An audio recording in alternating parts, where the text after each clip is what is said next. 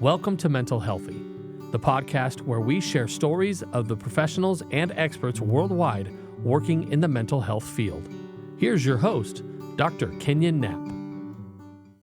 Well, welcome everyone to the Mental Healthy Podcast. We're glad to have you with us here today. And I've got a special guest here today, Dr. Shannae Anderson. So welcome to the podcast, Doctor. Thank you for having me. We're glad to have you. Could you give the listeners a little bit of a background on yourself and where you're from and things like that? Sure. I am a licensed clinical and forensic psychologist. I graduated from the University of Southern California. I'm a Southern California native, spent my entire life pretty much there. I have been in private practice. Gosh, I got licensed in 99. So I graduated in 95 and have been working in private practice predominantly since then. I started off my career running drug and alcohol, dual diagnosis mental health treatment centers. I am still actually running those back in California. I'm running 2 programs back in California because now I've moved to Virginia. And I also work for the American Association of Christian Counselors as the Director of Psychology and Co-Director of the Ethics and Advocacy Division. Oh, great. Well, you're a busy lady, aren't you? I am busy. And also what I didn't share is I'm Adjunct Professor at Liberty with you. There we go. We're Yes. glad to have you here. Well, that's neat. So you're from Southern California originally. Yes. And obviously all your qualifications and licenses and doctor and all that. Could you give us a little bit more history? Like, how did you enter the field of psychology? What was it that drew you into the field? It was actually the Lord. I never had any plans whatsoever to go into psychology. I was pre-med throughout my entire bachelor's degree. I have a bachelor's of science in exercise science, kinesiology, wanted to go into orthopedics.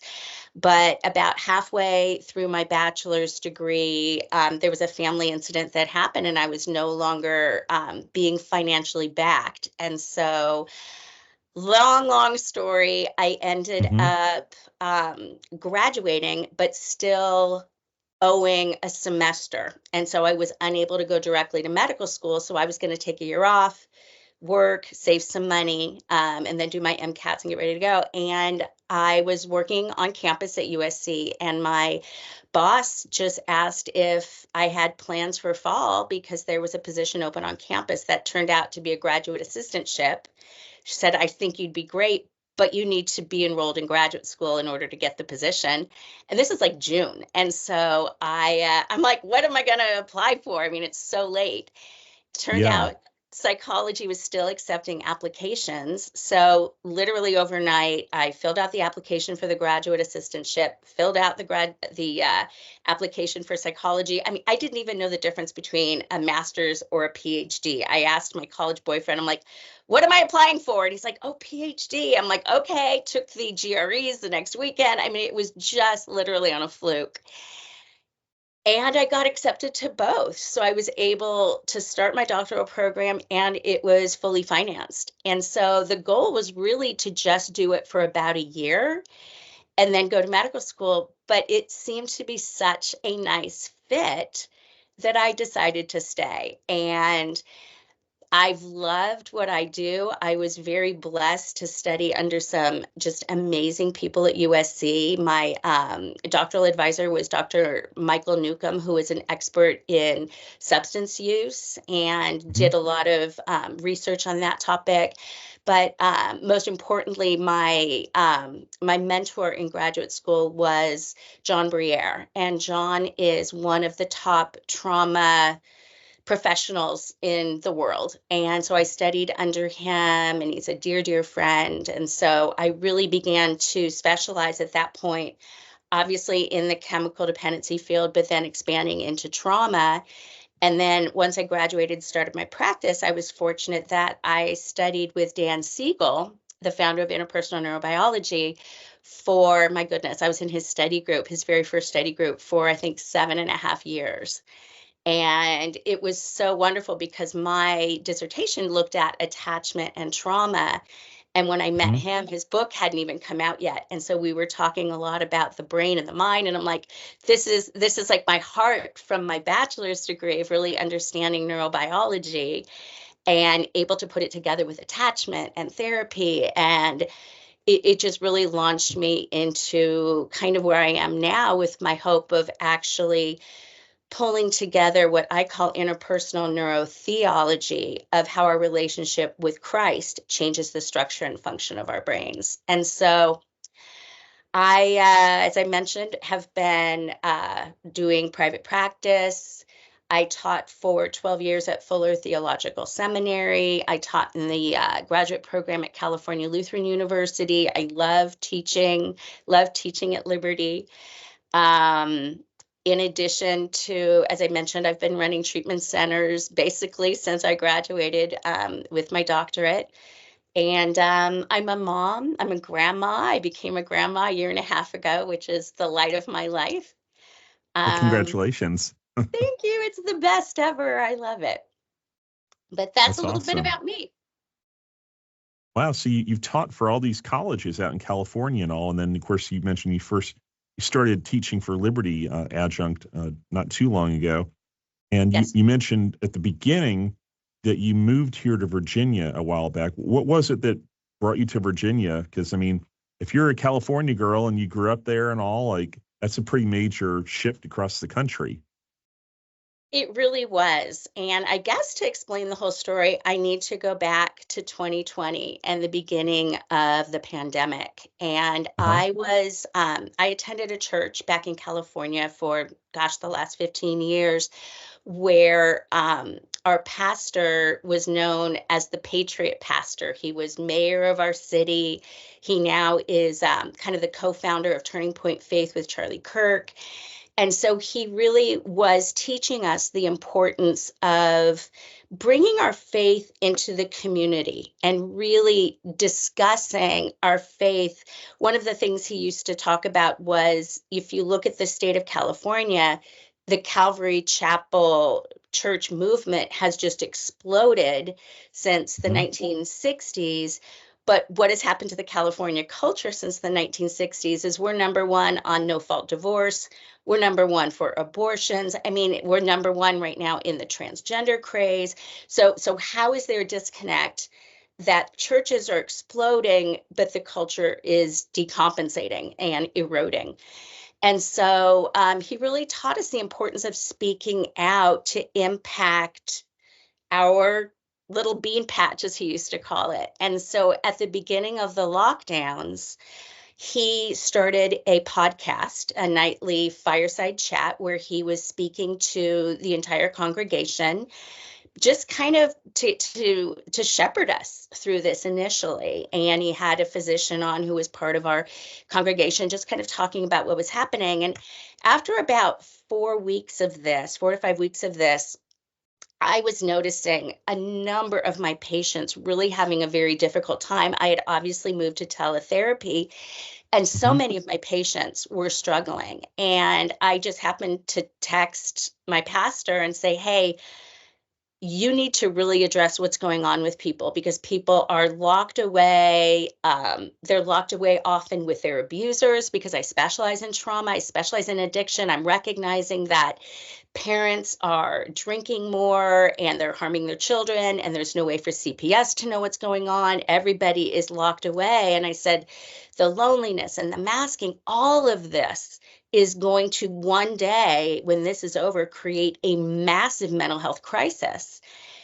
And Mhm. so he's like, well, Shannae, then you need to come on the broadcast. And that was not my intention, because I really did not like speaking in front of a camera. So he started to have me on every week to speak about the mental health consequences that I was beginning to notice during the lockdown. And we know in California, the lockdowns compared to much of the country were very draconian. And the church was closed in some ways, like for 2 years. The state was closed for 2.5 years, almost 3 years. That it really took it to an extreme. And so I began speaking out there. I actually began to speak out at Reopen California rallies. I really was very, very concerned of what was happening to the mental health of the individuals in our state. But again, mostly the children, of not being able to go to school for 2 years, not being able to be with their friends. And I really understand the damage that was happening, but I really felt the Lord was calling me to speak out.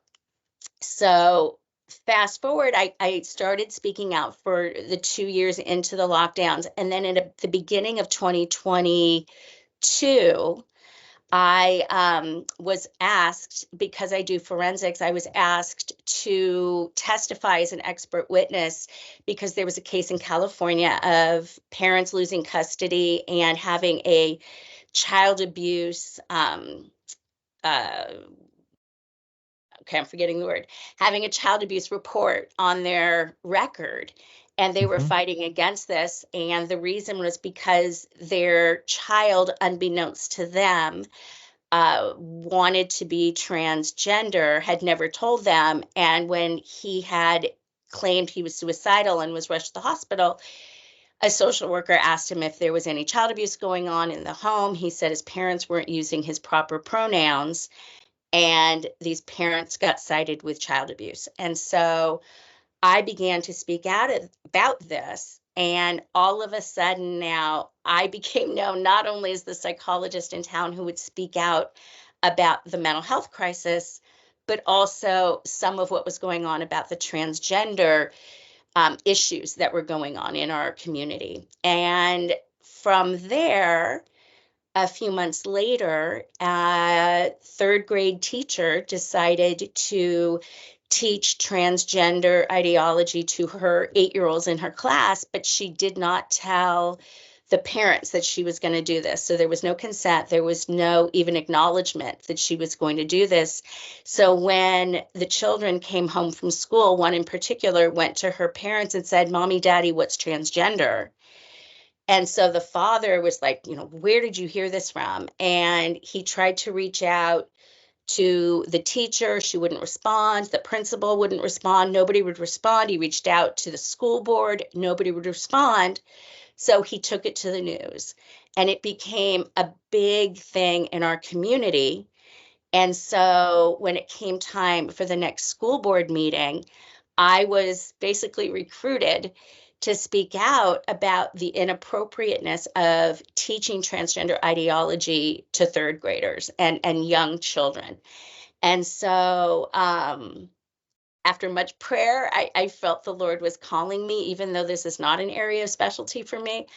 I felt when I walked into this room to speak to the school board like I was walking into hell. It was filled with just a bunch of very angry people, a lot of the transgender activists. And when I got up to speak, and I really just was talking to them almost as a colleague, saying, "I understand you're trying to be empathic. That's part of my job as a psychologist, but that sometimes our empathy can get the best of us. And that I just would hope you would hear that this is just very inappropriate to be teaching these young children this, that it could do harm." And that's basically all I said. And I was speaking. People were literally booing, hissing, screaming that I was a hater. It was horrible. When I left, people were making just terrible comments. I felt, I was so thrilled to be out of there, but I felt that I really needed to speak up for the least of these. And so the last school board meeting was the next week. I wasn't sure if I was going to speak or not. And then I got an email and a phone call from a colleague of mine who was on the city council. And he said, "Shannae, I just got an email that I forwarded to you that I think you really need to read." And so I opened this email, and it was a 51-page complaint against my license from a transgender activist who works for the school district.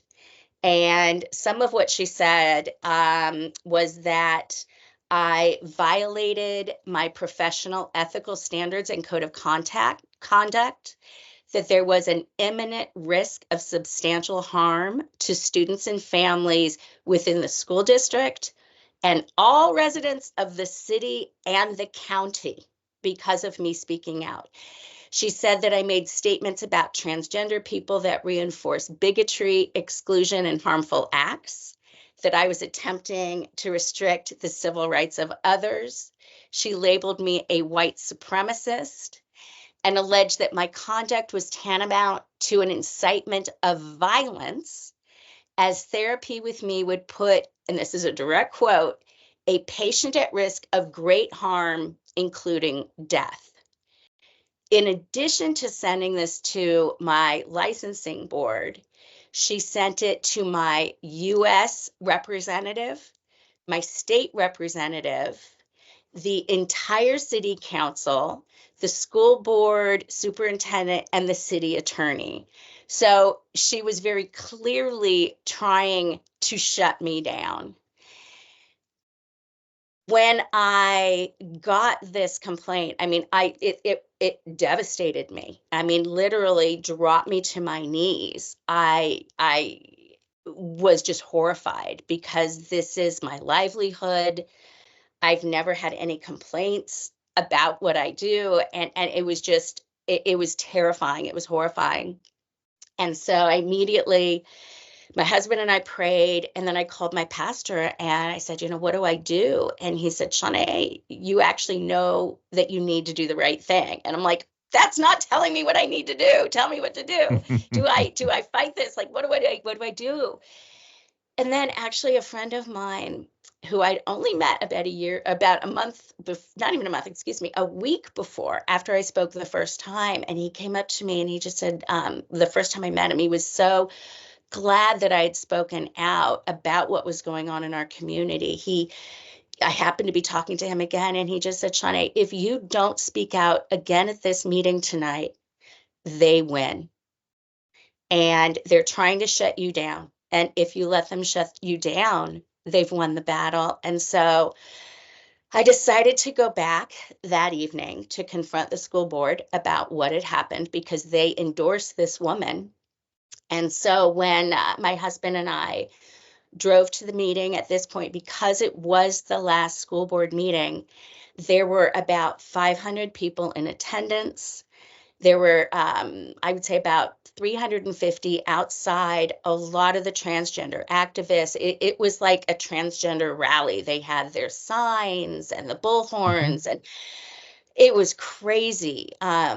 My husband and I had to have a friend of ours from church who's part of our security team kind of basically help us enter into the building. Fortunately, a bunch of people from my church had gotten there before to pray. So inside the building was really a lot of support, which was wonderful. And I went in and I confronted the school board, and I basically said, I just came to you respectfully as a colleague trying to explain to you my concerns, and now you're coming after me to shut me down. They're calling me a hater, but yet now I understand hate, because I'm just trying to use my First Amendment right to be able to speak about the dangers of what I'm seeing, and then they're coming after me. And I asked them to condemn the case against me, which they refused. And I at least got my 2 cents out. When my husband and I left afterwards, we actually were required to have several bodyguards at this point follow us out, because we had a number of people following us. They have kind of a history of doxing people. And so they follow you in your car to get your license plate, to find out where you live. And so I had already been a victim of numerous death threats for speaking out against the lockdowns. The FBI had contacted me that I was on an Antifa hit list. And so it's like, here we go again. I was so terrified that this time they would find out where I live. So my husband and I had to run to our car. Several of the bodyguards had to get in the way of these people following us, and they actually got doxxed and harassed for trying to protect us. we got on the freeway, we were followed, we had to call the police. I mean, it's just been, it was a nightmare. It was just a nightmare. And but what Satan intended for evil, the Lord has used for good, because about a month later, I was invited to a religious liberty summit at Liberty University that was really going to be focusing on what is going on in the mental health field, because we as Christian therapists and counselors and psychologists are being targeted, just as I have been. And I've heard so many stories. And so I got flown out to Liberty and shared my story. And that weekend, I got offered a job to work for the American Association of Christian Counselors, basically heading up their religious liberty battle. And at the same time was offered a faculty position at Liberty in the doctoral program of clinical psychology. And so it's funny, my husband and I had been talking for a couple of years of wanting to get out of California because it's just so dark and growing darker every day. But we felt the Lord hadn't released us, that we needed to stay in the battle there. But as soon as this came, we prayed about it for about a day. And my husband's like, Shannae, let's just do it. Let's go.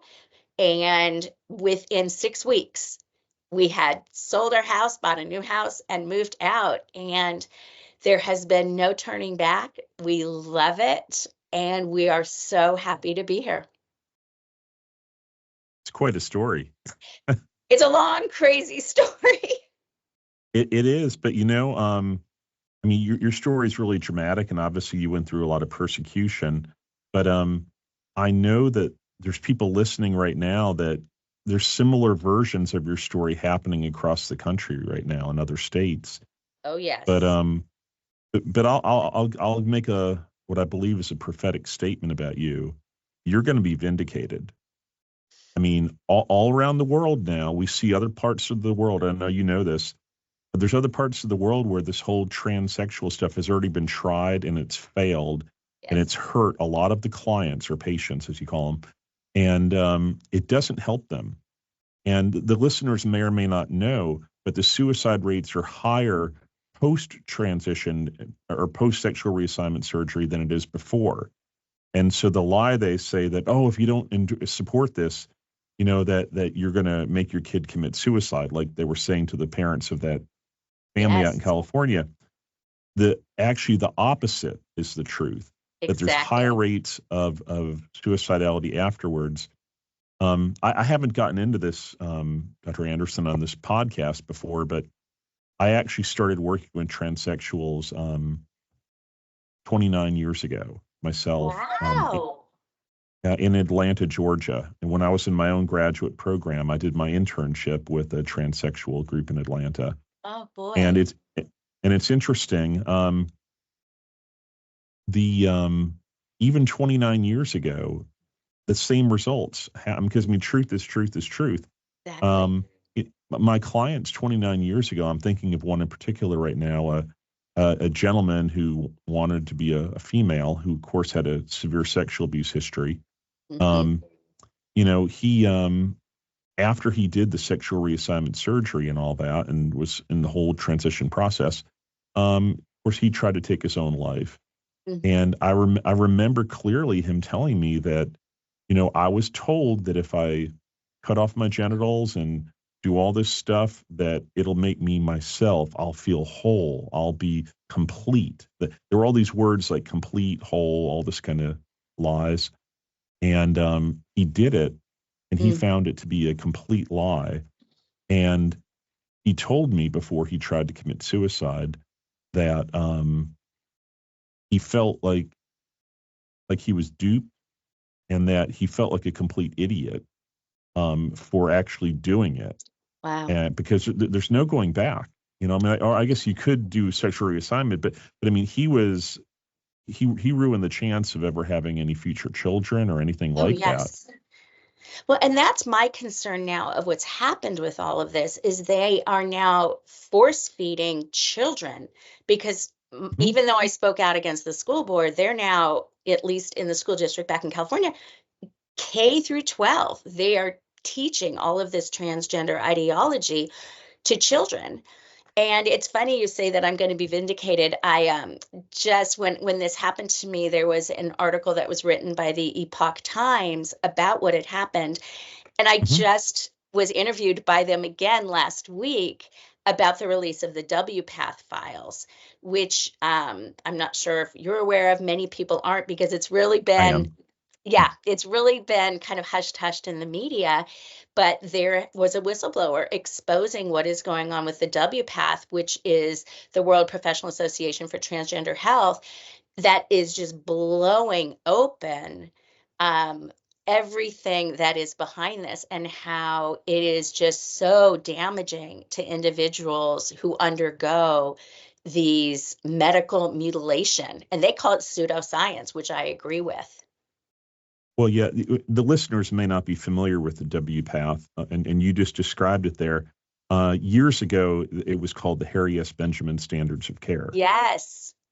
And and basically what it was is transsexual activists were trying to create a protocol that people go through that had an air of legitimacy to it, so that people could transition and do it the right way, Well, that's a way still that what was they're in. doing.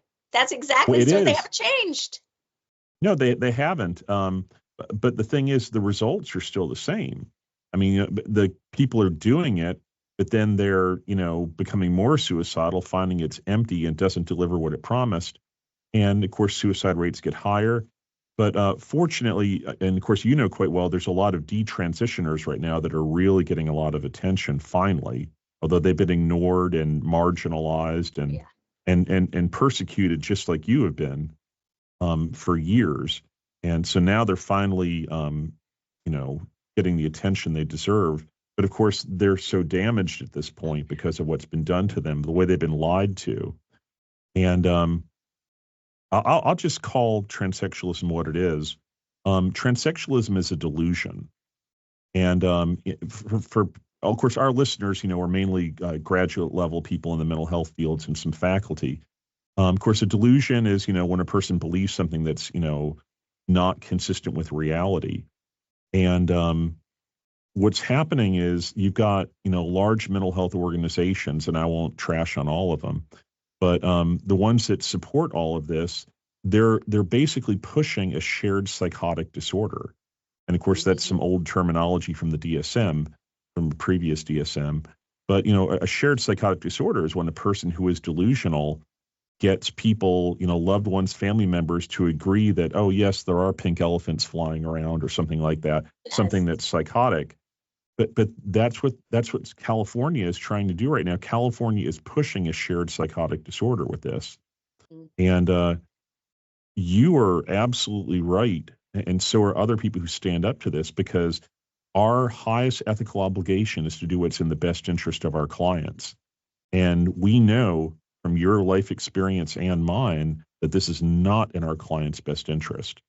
Well, and that I think Histor- is what, excuse me for interrupting, but I think that's what's so frightening, is that what they disclosed in the WPATH files is they're recognizing what they think is in the best interest is to not give somebody these radical surgeries. And they're not Mhm. recognizing that there is more than one way to treat somebody who has this. And yet there are so many states that have outlawed any kind of discussion in counseling, in psychotherapy about what's going on. We are only allowed to affirm. And that was actually one of the things that happened to me as a byproduct of speaking out at the school board. I started getting these strange phone calls from referrals asking if I could treat their child and do non-affirming therapy.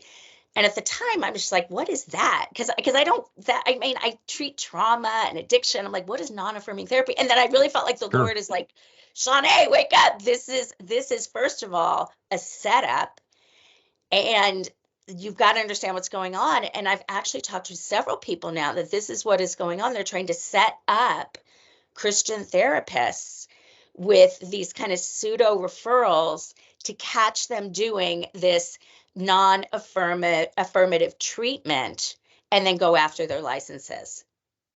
Mm-hmm. Absolutely. And it's an infringement on your free rights as a therapist to have free speech with your clientele. And what other rights are they trampling on when they either your rights as the therapist or the rights of a client? I know they're stepping all over a whole bunch of things, and Right. they're trying to deny the autonomy of you in the therapist office, and even infringe on the autonomy of the client. But what are they doing when Yes. they do all this? Well, exactly. And that's where when you're silencing a clinician, I personally think it's malpractice because I was not trained to just affirm. I also treat eating disorders. If I have an anorexic that is coming to me saying, I want liposuction, I want gastric bypass because I'm fat, it would be malpractice for me to say, yes, you are fat, let's do that. But Mm-hmm. yet I have to affirm somebody who has this delusion that they are born in the wrong body. And even like children that are now believing this, that actually don't even have the brain capacity to understand what's going on. So they're silencing me, forcing me to commit malpractice. But what is also so horrific is all of these clients out there that want help, that may have this unwanted gender confusion, and they come to, in particular, a Christian therapist. Depending on the state in which you live, you're not allowed to actually give them the type of therapy that they seek. They have the right to self-determination, and that's part of our ethics. And yet we're telling them, no, you can't get what you want from therapy. I have this prescribed way of treating you that the government is telling me I have to do. It's violating everything that we know to be therapy. Absolutely. It's interesting to me too. We do have limits on some things in our society. Like I think about joining the military, you have to be 18 years old at least. Right. Or if you're going to drink in most states, it's 21 years old because, you know, obviously a lot of bad things can happen when people get drunk. We see that with DUIs and everything else, or even voting, and so I guess voting is 21, and then I drinking think it's is 18. oh, At least in 18. That's right. California, it's 18. Yeah. That's right. I'm sorry, I got my numbers wrong, but yeah, but you have to reach these ages though for driving, voting, joining the military, because we know that, like you said, cognitively, kids or young adults at that point would have to be able to have a certain level of cognitive ability to make Yes. wise decisions in the military or driving or imbibing alcohol. And so we have limits on certain things in society, which are complex issues. But then sexuality and gender identity, which is a very complex, abstract issue, they're trying to push it on kids how young in Oh, California? yeah. Oh, very young. I mean, they're starting a minimum of kindergarten, if not lower. And that's where the woman who was the transgender activist who came after me, she actually transitioned her son when he was 5 years old to be a girl. Mm-hmm. And what concerns me is we actually know from some research that a lot of these mothers that are taking their young children, because it's kind of like, the latest designer bag is a transgender child. We know that so many of these women suffer from borderline personality disorder and that they're Mm-hmm. trying to get attention for themselves by doing such harm to a child. Well, and it reminds me of years ago, there was Munchausen syndrome too, as well. Yes. Like where adults would give their children medical problems to basically get attention for them, or, oh, woe is me, my child has all this, and they would Mhm. deliberately make their children sick. It Yes, almost seems like a similar dynamic now, but it's just applied to sexuality. I think it is. Yeah. So, goodness, you got me fired up today. I tell you what, it's because I've seen our clients struggle with Right. this. We've seen the real deal. This is not theoretical for you and Exactly. I. Well, and We've seen what it's done. one of the things that I think is really important to understand is that the research is coming out that is showing if you just allow a child or a teenager to mature developmentally, that by the time they reach 18 and young adulthood, they're going to grow out of all of this. And so there's another researcher, Dr. Lisa Littman, who has done a lot of research on rapid onset gender dysphoria, where we know, and you've been on the forefront of this back in the day, that traditionally individuals who were transsexuals, it was predominantly men. But now we're seeing the opposite, that it's a lot of teenage girls, not unlike the waves of cutting and eating disorders and things like that. But you have a number of young teenage girls that hate their bodies for a number of reasons. And because of that, they think, oh, well, then I must be a boy if I hate my body. And so we're seeing an epidemic of contagion factors that are leading these teenagers to engage in this behavior. But again, research shows if you do not socially transition and just kind of almost ignore it a little bit and just not make it an issue, that it will go away. And I know that's what I've done in my practice, because I specialize in trauma, borderline personality disorder, eating disorders, so many risk factors for young women to hate their bodies. And when they've had these experiences, and I've seen it a lot, if they're like, gosh, my body is the crime scene. If I've had sexual abuse, I want to lop off my breasts. I want to be a man because I don't want to be re-traumatized. Now, if I were a more woke clinician, I would hear, oh, well, it sounds like you must be a boy. Not recognizing that this is the byproducts of trauma. It's a byproduct of an eating disorder. We know a number of them also suffer with autistic spectrum disorders, and that people are ignoring that there are massive mental health disorders underneath this, and they're just driving straight for the gender focus. Well, people always want to believe that there's a quick fix to mental health issues. And, hey, if you cut off your genitalia, it's going to fix all this stuff. And, or if you take this pill, it's going to just solve everything. No, It's not. We're so much more complex than that, aren't we? Absolutely. Goodness gracious. Well, you've given us a really neat history of all that you've been through. And you mentioned that now you're here in Virginia and that you're practicing here, although you still have your addiction treatment centers back in California. It seems like God's allowed you to go through some difficult circumstances here, and obviously the devil meant this for evil and to destroy you as a person. But how do you see God working through this in your life right now? Like what's I'm sensing from you there's some good that's starting to come out of this. Like what is the good that you're seeing?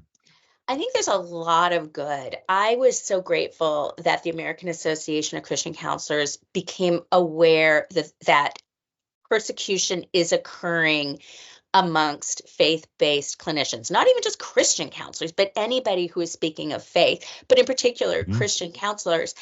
And so a lot of the work that I'm doing there, I have a monthly podcast myself where we discuss a number of issues that are important to faith-based counselors, and things like advocating for truth, which is some of what I've been doing, but also I've had on individuals who have had to give up their licenses. There are, I know of a number of stories of state boards actually going after clinicians because they know that they're Christian, they know that they work within that same-sex gender dysphoria sphere, and that they are not solely affirming.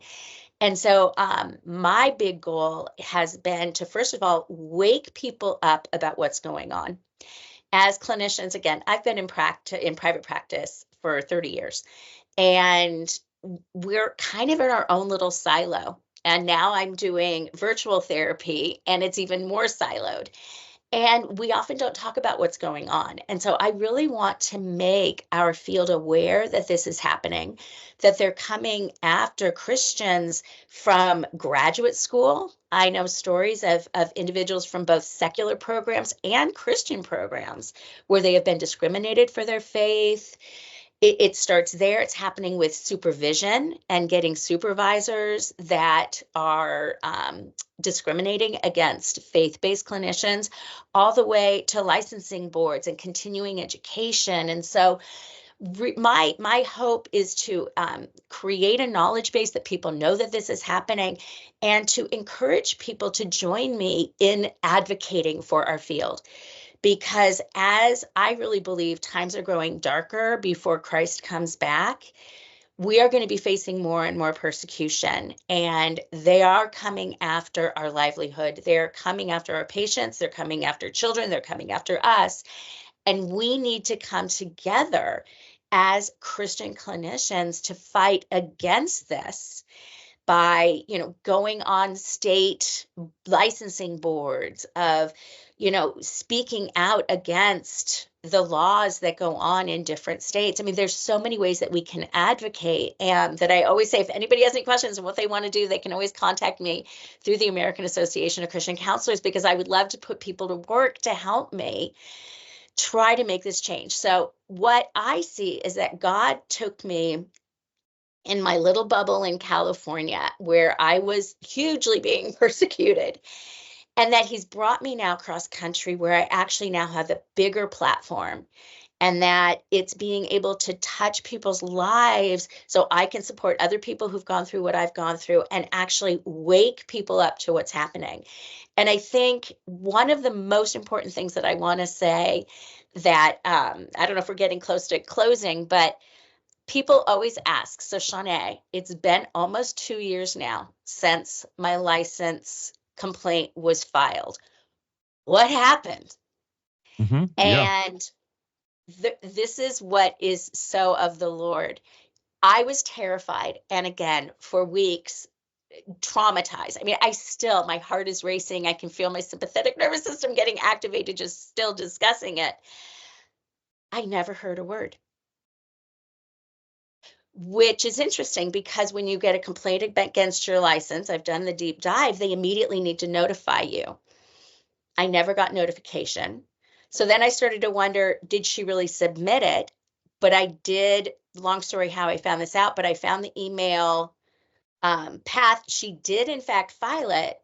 So I still haven't heard a word. I'm a little afraid to celebrate, other than the fact, when I was scared about this and I was praying and praying and praying, the Lord gave me this amazing image of a fiery dart coming straight at me, and his hand stopping that dart right before it hit me.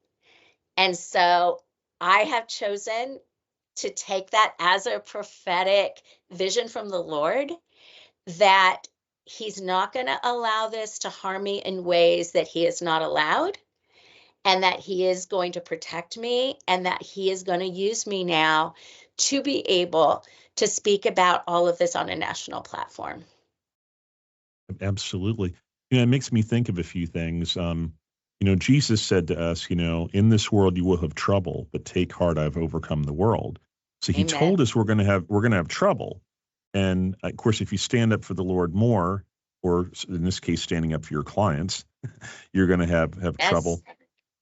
But there's a balance here of just accepting trouble and then standing up for your rights, because we do have certain rights as Americans.